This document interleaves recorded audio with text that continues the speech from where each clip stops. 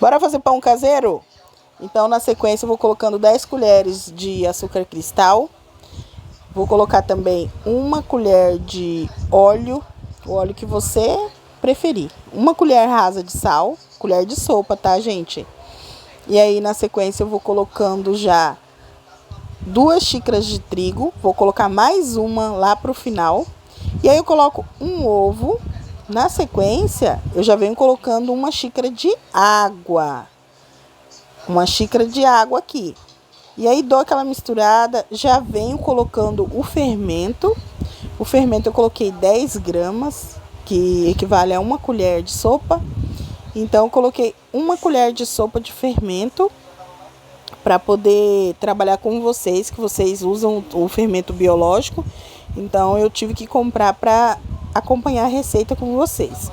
Aí na sequência que eu coloquei o fermento, eu venho colocando a outra xícara de trigo para poder dar o ponto, né, na massa. E aí vocês já sabem o processo de sova. Aí eu vou sovando ele muito bem por mais ou menos aí uns 30 minutos que eu sovei. E aí mexo de um lado até desgrudar das mãos. E aí sova bem essa massa, que é terapêutico sovar massa. Olha o ponto dela que ficou bem bonito. Aí na sequência a gente coloca ela para crescer, coloca numa vasilha menor para poder crescer, eu precisar do bowl. Então coloco para crescer. Na sequência eu venho colocando numa bancada enfarinhada. E aí eu vou colocar numa forminha que dá para assar até 1 quilo de pão.